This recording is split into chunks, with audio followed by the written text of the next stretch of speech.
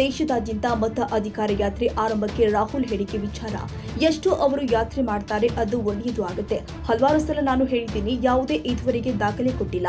ಒಬ್ಬರು 2 ಸಲ ವೋಟ್ ಹಾಕಿದ್ದಾರೆ ಎಂದಿದ್ರು. ಇದಕ್ಕೆ ಮತ ಹಾಕಿದವರು ನಾನು ಹಾಕಿಲ್ಲ, ನಾನು ರಾಹುಲ್ ಗಾಂಧಿ ಮೇಲೆ ಕೇಸ್ ಹಾಕ್ತೀನಿ ಅಂತ ಕೇಂದ್ರ ಸಚಿವ ಪ್ರಹ್ಲಾದ್ ಜೋಶಿ ಹೇಳಿದ್ದಾರೆ. ಹುಬ್ಬಳ್ಳಿಯಲ್ಲಿ ಮಾತನಾಡಿದ್ರು, ಇವರಿಗೆ ಯಾವುದನ್ನ ಕರೆಕ್ಟ್ ಆಗಿ ಕನ್ಫರ್ಮ್ ಮಾಡಲು ಆಗಲಿಲ್ಲ. ಅಲ್ಲಿ ಕೊಟ್ಟಿ ವೋಟ್ ಆಯಿತು, ಅಲ್ಲಿ ಮತ ಡಿಲೀಟ್ ಮಾಡಲಾಗಿದೆ ಎಂದಿದ್ದಾರೆ. ದೇಶದ ಪ್ರಜಾಪ್ರಭುತ್ವ ಹಾಗೂ ಜನರ ವಿರುದ್ಧ ಹೋರಾಟ ಆಗಿದೆ ಎಂದಿದ್ದಾರೆ. ಅಲ್ಲ, ಅವರು ಎಷ್ಟು ಇಡೀ ದೇಶದಲ್ಲಿ ಹಿಂಗೆ ಮಾಡ್ತಾರೆ ಅಷ್ಟು ಒಳ್ಳೆಯದಾಗ್ತದೆ, ಜನಕ್ಕೆ ಗೊತ್ತಾಗ್ತದೆ. ಹಲವಾರು ಬಾರಿ ಇದ್ರ ಬಗ್ಗೆ ನಾನು ರಿಯಾಕ್ಷನ್ನು ನಾನು ನಮ್ಮ ಪಾರ್ಟಿ ಎಲ್ಲ ಕೊಟ್ಟಿದೆ. ಅವ್ರು ಯಾವುದು ಇಲ್ಲಿವರೆಗೆ ಕ್ಲೇಮ್ ಮಾಡಿದ್ದಾರೆ, ಇಲ್ಲೇ ರಾಂಗ್ ವೋಟಿಂಗ್ ಆಯಿತು, ಇಲ್ಲೇ 80 ಜನ ಇದ್ದರು, ಇದೆಲ್ಲವೂ ಸುಳ್ಳು ಅಂತ ಪ್ರೂವ್ ಆಗ್ಯದ. ಒಂದರಲ್ಲಿಯೂ ಸಹಿತ ಅವರು ಒಬ್ಬರದಾರ್ದು ಅವ್ರ ಹೆಸರುಗಳೆಲ್ಲ ಈಗ ನಾನು ಮತ್ತೆ ನೆನಪಿಟ್ಟುಕೊಂಡಿಲ್ಲ. ಎರಡು ಸರ್ತಿ ಊಟ ಹಾಕ್ಯಾರ ಅಂತ ಹೇಳಿದರು.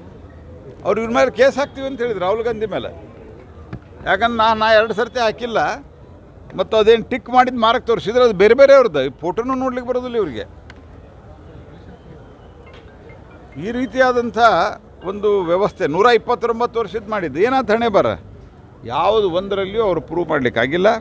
ಹಾಗಾಗಿ ಇದರಿಂದ ಅವರಿಗೆ ಜನರಿಗೆ ಏನು ಸಂದೇಶ ಕೊಡಬೇಕು ಅಂತ ಇದ್ದಾರೆ ಅಂದರೆ, ದೇಶದಲ್ಲಿ ಪ್ರಜಾಪ್ರಭುತ್ವದ ವಿರುದ್ಧವಾಗಿ, ಇಲೆಕ್ಷನ್ ಕಮಿಷನ್ ವಿರುದ್ಧವಾಗಿ ಕೊಡಬೇಕಂತಾರಲ್ಲ, ಜನ ಭಾಳ ಪ್ರಬುದ್ಧರಿದ್ದಾರೆ.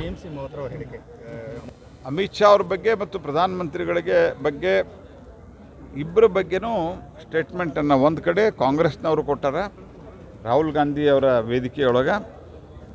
ಪ್ರಧಾನಮಂತ್ರಿಗಳ ಅವರ ತಾಯಿಯವರ ವಿರುದ್ಧವಾಗಿ ಅತ್ಯಂತ ಅಶ್ಲೀಲವಾದ ಭಾಷೆಯನ್ನು, ಕೆಟ್ಟ ಭಾಷೆಯನ್ನು ಬಳಸಿದ್ದಾರೆ. ಈ ಕಡೆ ಮೌವಾ ಮೈತ್ರ ಇವರು ಅಮಿತ್ ಶಾ ಅವರ ತಲೆ ಕಡಿಬೇಕು ಅನ್ನೋ ರೀತಿಯಲ್ಲಿ ಹೇಳಿದ್ದಾರೆ. ಅಂದರೆ ಯಾವ ಲೆವೆಲ್ಗೆ ಇಳಿತಾ ಇದ್ದಾರೆ ಇವರು ಅಂತಂದ್ರೆ ಅದನ್ನು ನಾವು ಅರ್ಥ ಮಾಡ್ಕೋಬೇಕು. ಇದನ್ನು ತೀವ್ರವಾಗಿ ಖಂಡಿಸ್ತೀನಿ. ಮಾನ ಮರ್ಯಾದೆ ಏನಾದರೂ ಇದ್ದರೆ ಕ್ಷಮೆ ಕೇಳಬೇಕು. ಮಮತಾ ಬ್ಯಾನರ್ಜಿ ಮೌವಾ ಮೈತ್ರಾಗ ಸರಿಯಾದಂಥ ಒಂದು ಶಾಸ್ತಿ ಮಾಡಬೇಕು. ರಾಹುಲ್ ಗಾಂಧಿಗೆ ಸೋನಿಯಾ ಗಾಂಧಿಯವರು ಮಾಡಬೇಕು.